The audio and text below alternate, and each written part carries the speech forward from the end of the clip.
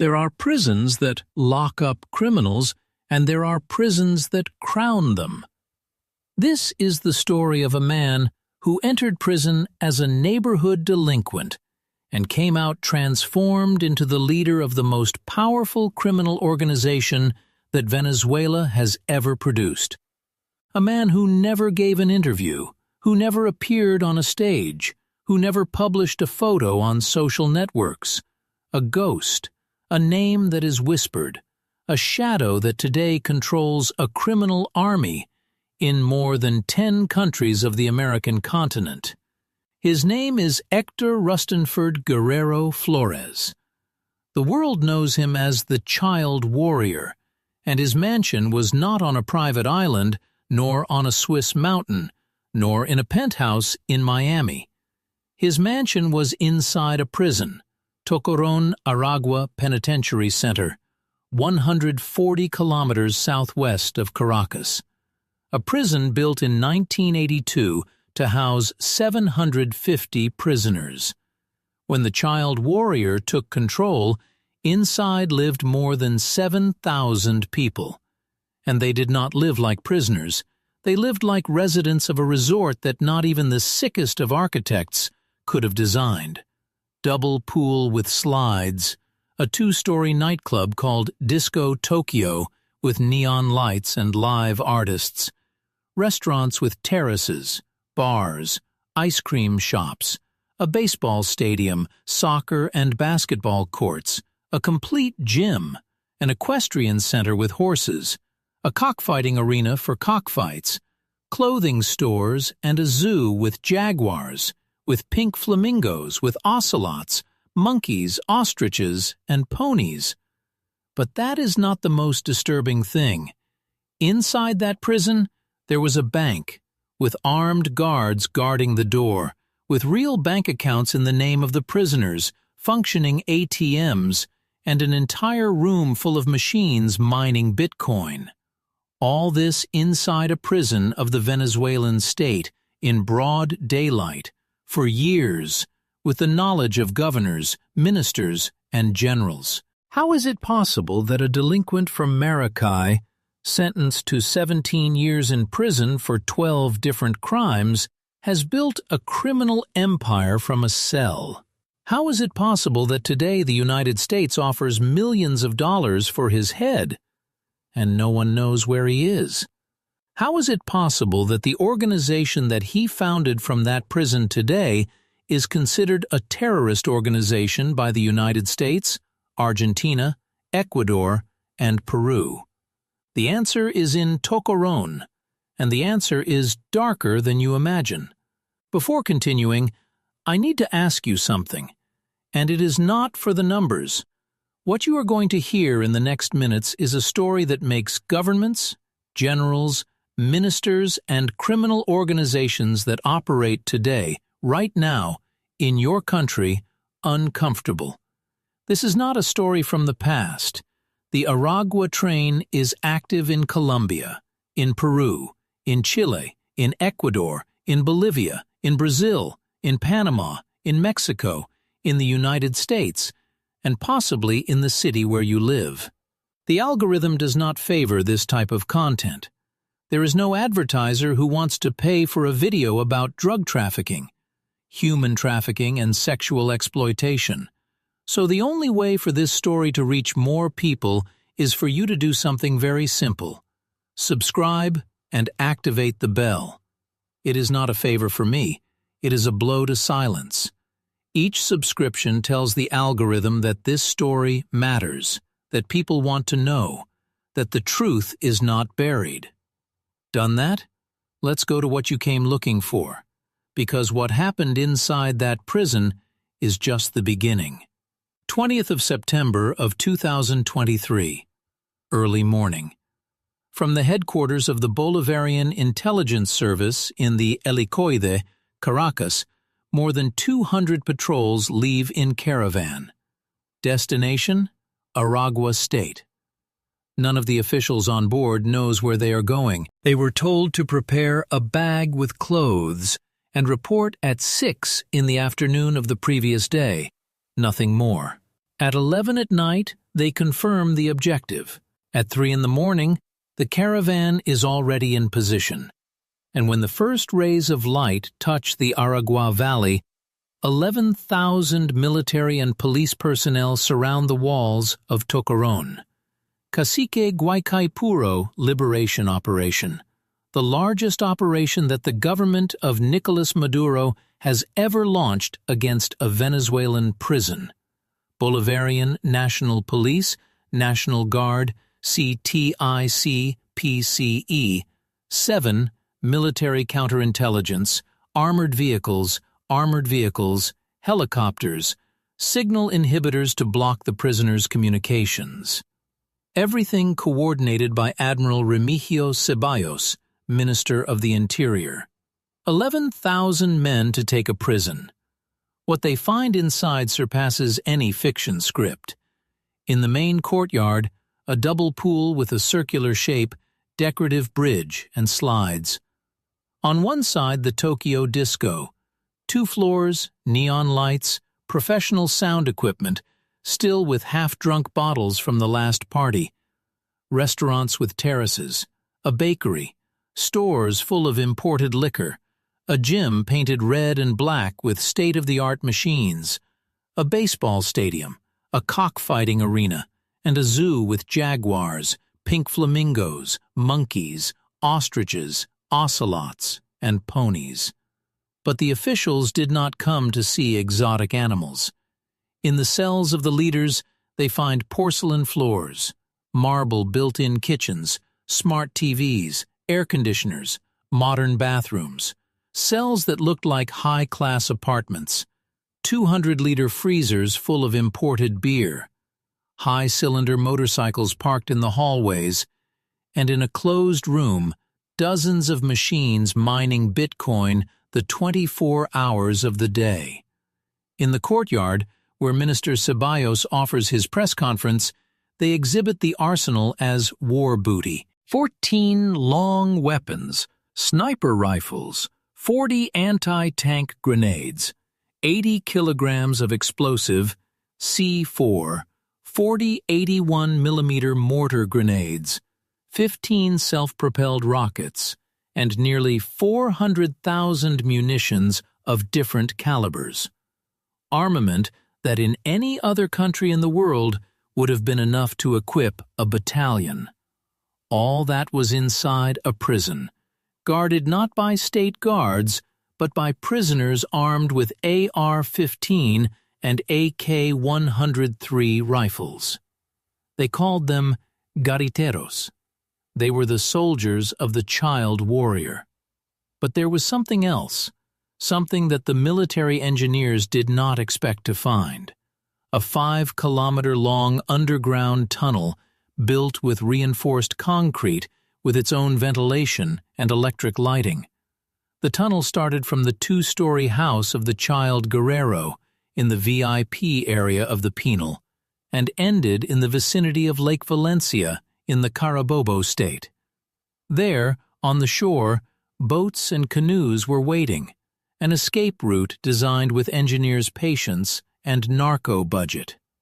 And now comes the part that no official wants to explain. When the 11,000 personnel entered Tocorón that early morning, the child warrior was not there. His house was empty, his bed was made, his personal belongings had disappeared. According to the Venezuelan Prison Observatory, the leader of the Tren de Aragua had abandoned the prison days before the operation, not hours before, days. And with him, between 400 and 500 inmates from his closest circle left. How did he know? Who warned him? The Venezuelan Prison Observatory was clear. The takeover was negotiated. The government warned. The largest military and police deployment against a prison in the history of Venezuela was executed against a fortress that its owner had already abandoned. A show, an empty stage, 11,000 soldiers to capture a ghost that was no longer there. The Attorney General Tarek William Saab celebrated in front of the cameras. That train derailed, and yet The driver was free. He still is. But to understand how a neighborhood delinquent came to build an empire inside a prison and then disappeared as if he had never existed, we have to go back to the beginning, to Maracay in the year 2000, when Hector Guerrero Flores was 17 years old and was not yet the most wanted man on a continent. Maracay, capital of the Aragua state, a city a little more than 100 kilometers from Caracas, surrounded by mountains and permanent heat. There, Hector Rustenford Guerrero Flores was born on the 2nd of December of 1983, a name that does not appear in any important school record, nor in any employment file, nor in any story of overcoming. The only thing that left his passage through adolescence was a criminal record. At 17 years old, he was already attacking police officers in the streets of Maracay. He did not rob banks, nor move shipments. He sold drugs retail. He was just another micro-trafficker in a city where Venezuela's economic crisis was manufacturing delinquents at an industrial rate. But Hector Guerrero had something that differentiated him from the others. His hand did not tremble. And in the Venezuelan criminal world, that is worth more than a university degree. On the 3rd of September of 2005, with barely 21 years, he attacked a commission of the Aragua police. He killed Corporal Osvaldo Gonzalez with a shot. Just like that, without negotiation, without warning, without escape. A clean murder against a state official. That day, he stopped being just another name in the files of the Supreme Court of Justice.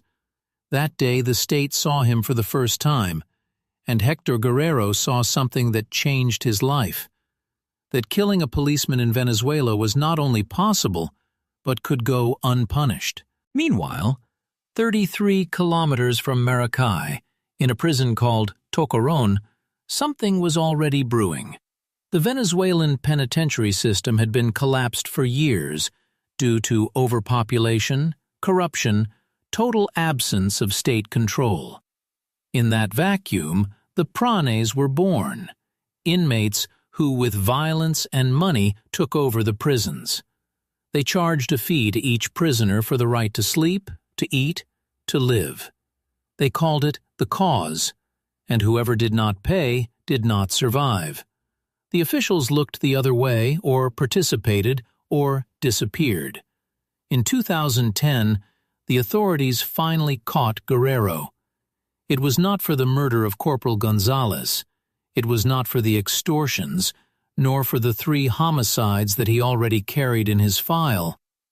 They caught him selling stolen items and trafficking drugs in front of a liquor store in the north of Maracay.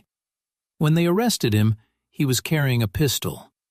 Magazines, ammunition, stolen watches, drugs, and in the glove compartment of his gray Jeep Cherokee, a hand grenade. He was 27 years old, 3 charges for homicide, and a destiny that was already written. They sent him to the Aragua Penitentiary Center. Tocorón, the same prison that would end up becoming his palace. But in 2010, Guerrero was nobody inside those walls. He was just another prisoner, one of the 1,000 crammed into a place designed for 750 and that already exceeded 5,000 inmates. However, he did something that the others did not dare to do. He challenged the prawn who controlled the prison. 2 years later, in 2012, Hector Guerrero escaped from Tocorón, along with his cousin and his brother-in-law. It is not known exactly how he achieved it, but it is known that it was not through a tunnel. That would come later. He got lost in the Venezuelan geography for months, robbing residences in other cities, moving like a ghost, until in June of 2013, they recaptured him in Barquisimeto, 360 kilometers from Maracay. He was traveling with a false identification, a Glock 9mm pistol on the floor of the car, and no name registered in the system.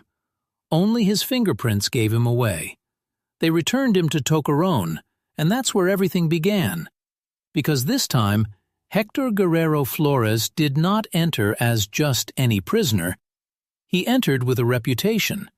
The man who killed policemen, who escaped, who disappeared, who fell again and did not speak. In Tocorón, that is respected, and Guerrero knew how to capitalize on every second of that respect. He allied with the most violent gangs in the prison.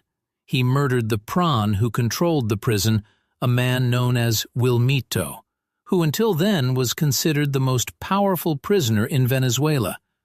And with that murder, he not only took control of Tocorón, he took control of something much bigger. A criminal network that was already operating under a name that would soon make half a continent tremble. The Aragua train. And the prison that was supposed to punish him became his operations center, his bunker, his mansion. That is what is coming. The first thing the child warrior did when he took control of Tocorón was not to build a pool, it was to establish a system. Because the criminals who survive are not the most violent. They are the ones who understand that power needs structure. He created a parallel government, with rules, with taxes, with punishments, and with privileges for those who obeyed. Every prisoner who entered Tocorón had to pay the cause, a weekly fee of between 10 and 15. For that money, the prisoner bought the right to sleep under a roof, to eat, not to be beaten. Whoever did not pay went down to the last rung of the system. They called them males, stained or sheep, confined to specific areas of the prison, without access to the pool, nor to the restaurants, nor to the nightclub, forced to wear long-sleeved shirts with checkered print and tie, so that anyone could identify them from a distance. They were the untouchables of Tocorón, those who had no family outside, those who could not pay, those whom the system left to die of hunger and diseases in a corner, while 200 meters away, other prisoners drank imported whiskey next to a pool with slides, because above that hell there was a paradise, and the child warrior lived on the top floor.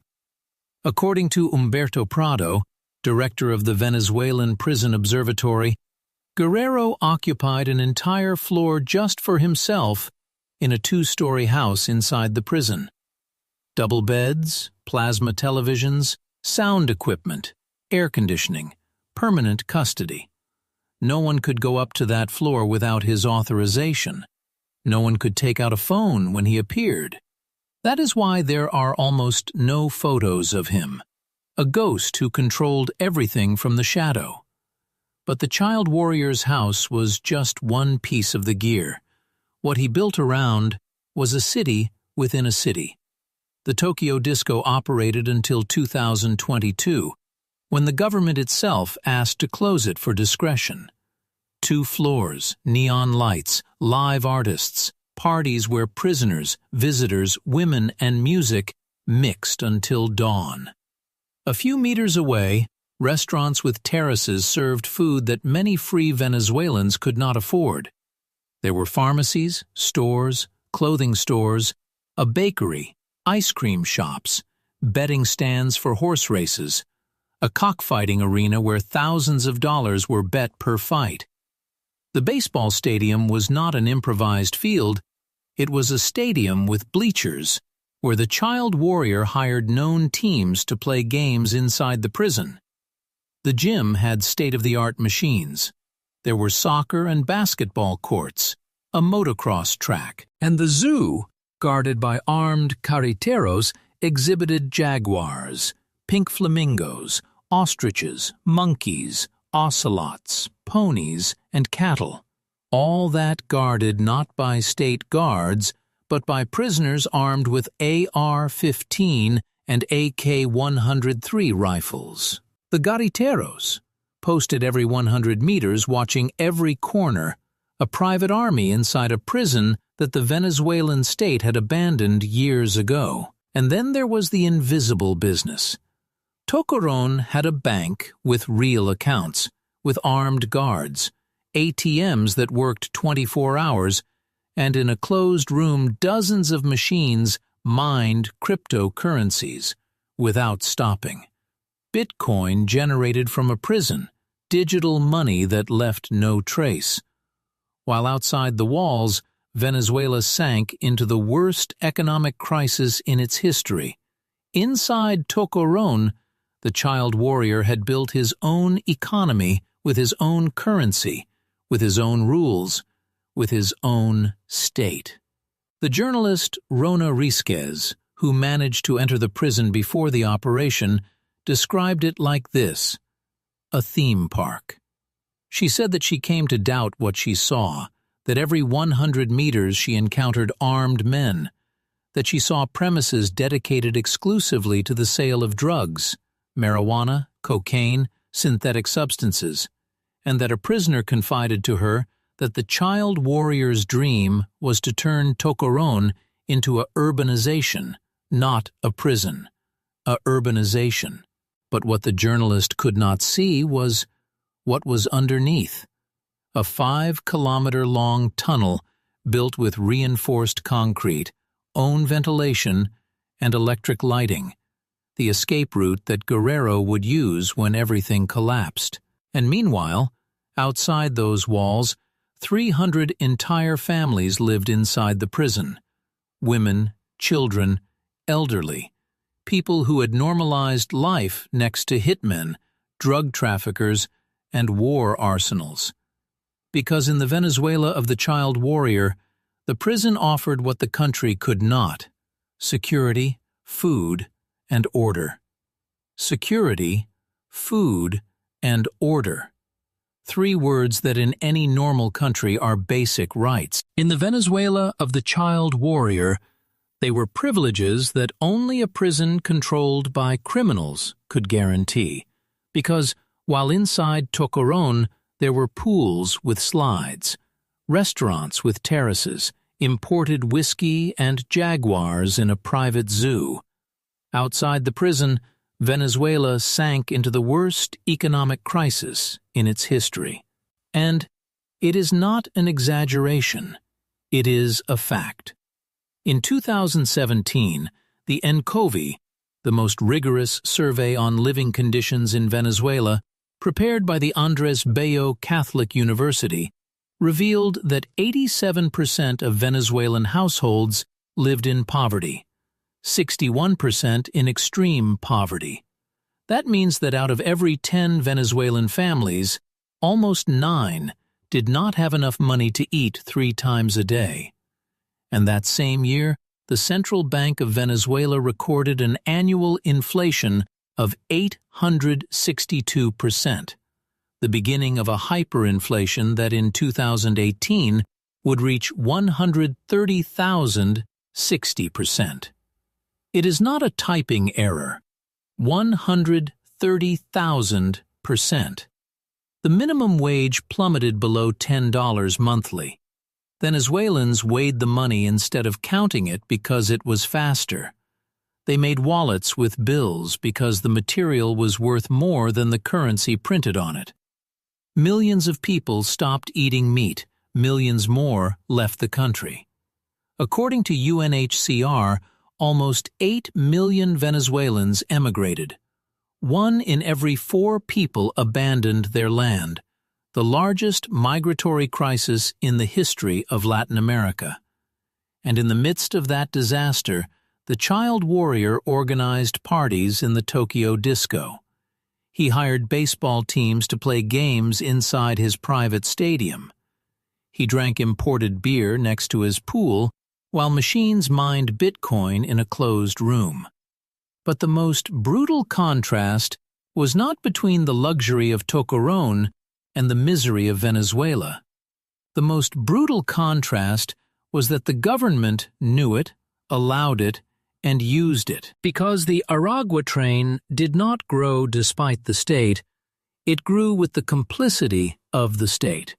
Police sources confirmed that during the governorship of Tarek el-Aissami in the Aragua state between 2012 and 2017, The activities of the Aragua train multiplied both inside and outside the prison. The state police apparatus was dismantled. The areas surrounding Tocorón became territory of the train, and the policy of peace zones of the government, which prohibited the action of security forces in certain neighborhoods, handed over to the child warrior the control of entire communities like San Vicente in Maracay. From there, the Aragua train operated with legal facades. The Somos El Barrio J.K. Foundation presented itself as a social organization that received funds from the government through the local supply and production committees, the famous CLAP.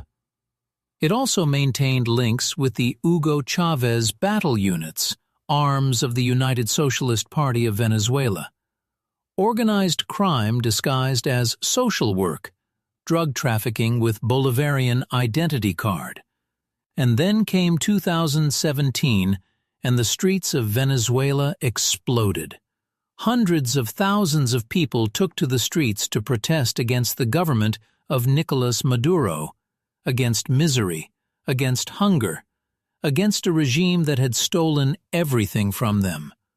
The balance, according to the Venezuelan Penal Forum, 163 dead, almost 3,000 injured, more than 13,000 detained. Human Rights Watch documented that security forces and armed civilian groups attacked demonstrators with lethal force. And here comes the fact that connects everything. It has been denounced, backed by testimonies of a Venezuelan military man before the Colombian prosecutor's office, that the Maduro regime requested help from the Aragua train to repress those protests.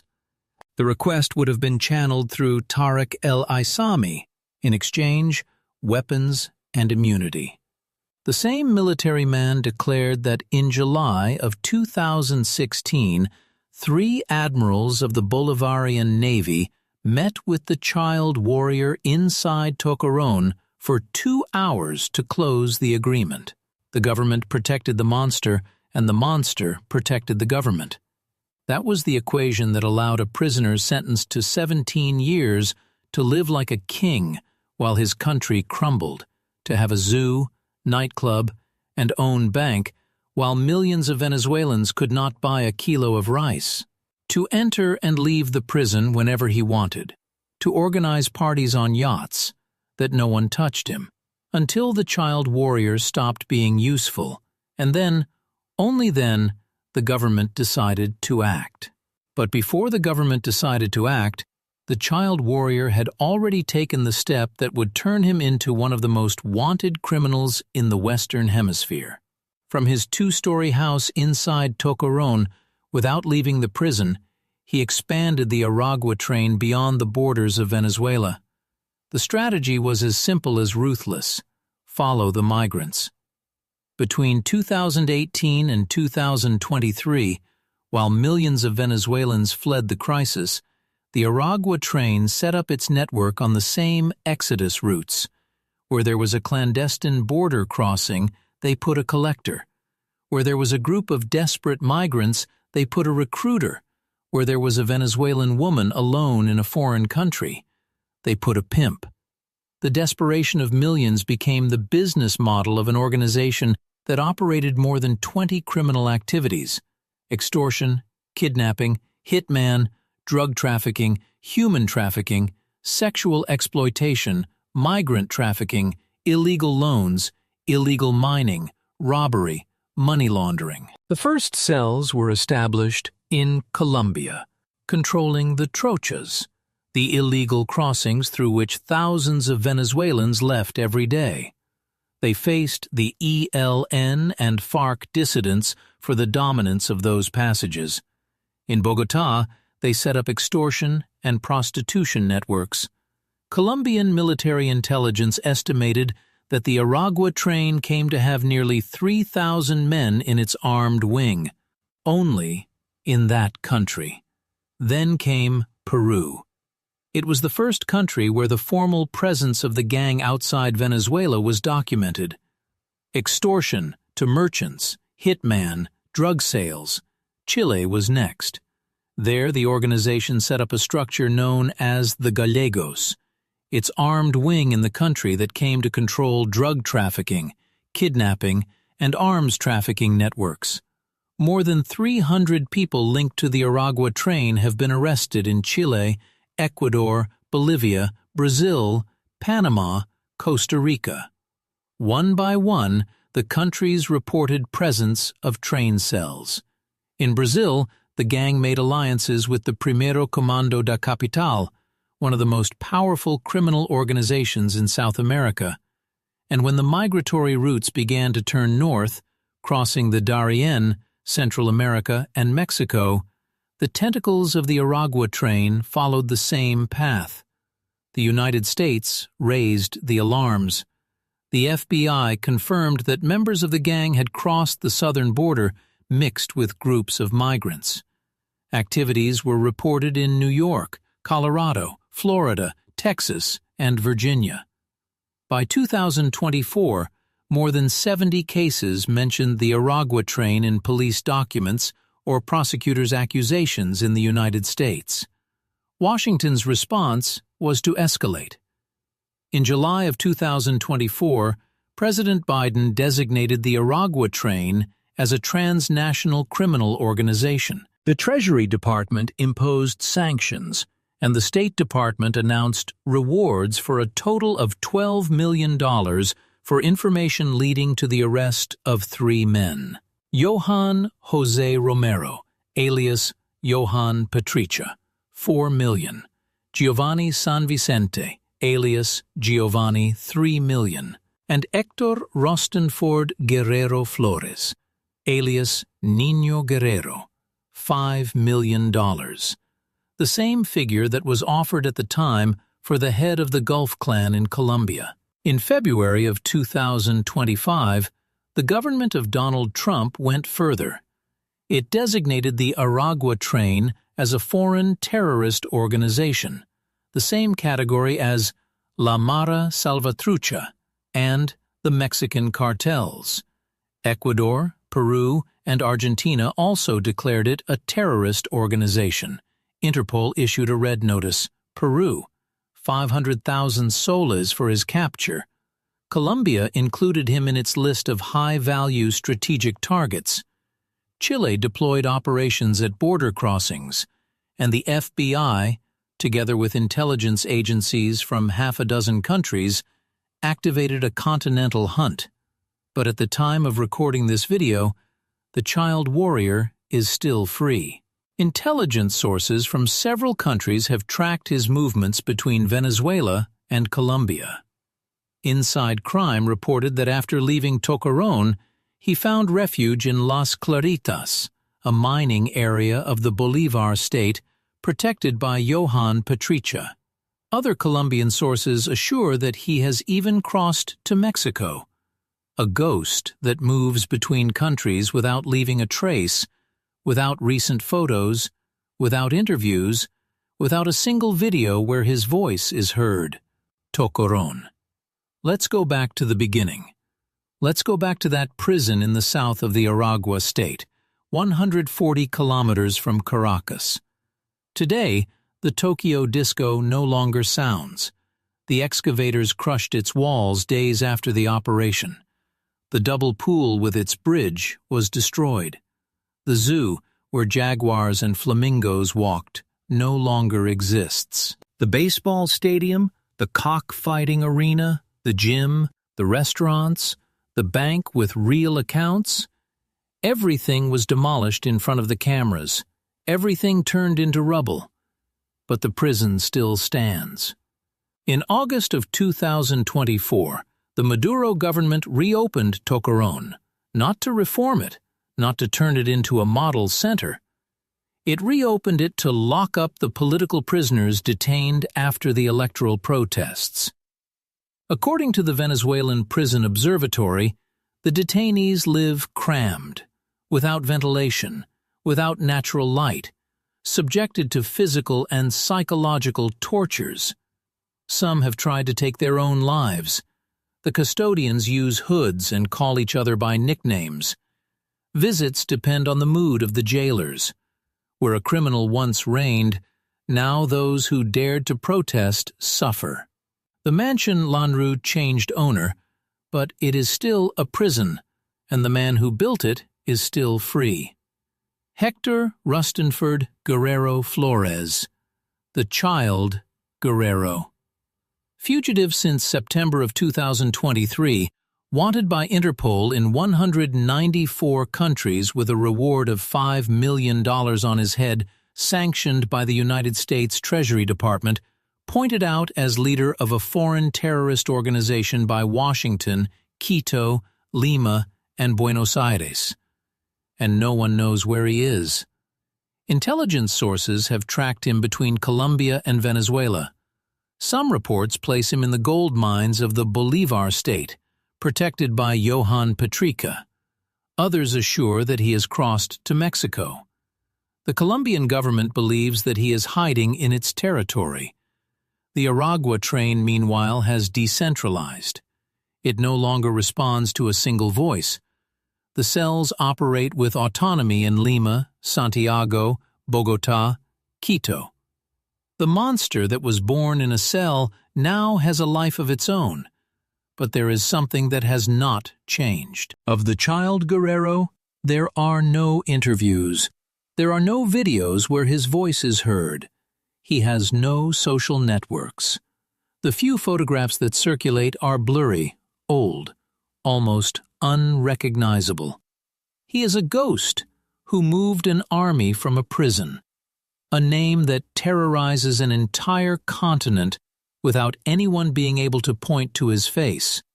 And that is perhaps the most terrifying part of this whole story.